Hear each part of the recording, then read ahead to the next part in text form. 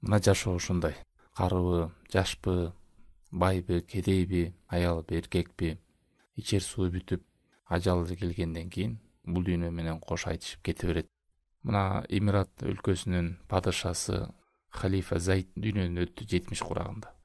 Падышасыңбы, бийликтесиңби, бийликте эмессиңби, ичер суу бүткөндөн кийин ажалы келип кете берет. Бирок ибарат адам бул нерседен үлгү, өрнөк, сабак алыш керек. Баланча өлүптүр, кетиптир эмес. Ушул күнгө мен да бир күнү келем. Ал күн алыс эмес. Ошон үчүн артыбыздан из калтырып, бул дүйнөдөн өтүп кеткенден кийин да кабырыбызга үзүлбөй келип туручу сооп амалдары менен алек болуп калууга, жакшы амалдарыбызды артыбыздан таштап кетүүгө кам көрүп аракет кылышыбыз керек. Ошон үчүн кээ бир адамдар түшүнбөй элесиздер, эмнеге эле өлүмдү эскерип бересиңер деп. Өлүмдү эскергенде түбөлүктүү жашообузга кам көрөйлү. Күн өткөн сайын бул дүйнөдөн адам алыстап атат.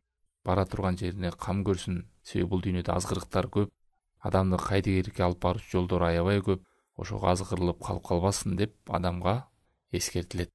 Ибн Хиббанда, Байхакиде, Шейх Альбани Сохих деген ушул хадисте пайгамбар саллаллаху алейхи вассалам айтат: 7 нерсе сообу кабырына барып турат, үзүлбөй деген. Биринчиси ман аллама илман, ким илим үйрөткөн болсо. Илим дегенде көп нерсени камтыйт. Куран үйрөтүп кеттиңиз, шарият илимдерин таркалышына себеп болдуңуз, аалымдардын илимин бөлүштүңүз, шерик болдуңуз. Илимдин таркалышына себепкер болуу.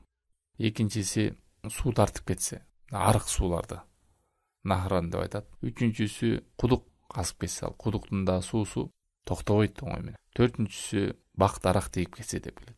Ал жерге чымчыктар конот, канча адамдар пайдаланат, мөмөсүнөн жейт, ошол түгөнгөчө соо бара берет. Бешинчиси мечит салып кеткен болсо. Алтынчысы Куранды таркатып кеткендер. Жаттатып үйрөткөндөр, китептерди басып чыгаргандар, көмөктөшүп жардам берип шериктеш болгондор. Бардыгы илинет бул соопко.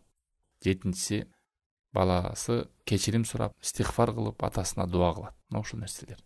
Жакшы иш таштайсыз, өтүп кеткенден кийин адамдар ошол жакшылыкты пайдаланат. Илим болобу, көпүрө болобу, суу болобу, бактарак болобу, сиздин артыңыздан жакшылыгыңызды адамдар колдонгон болсо, ошонун сообу колдонуп аткан нерсе түгөнгө чейин бара берет.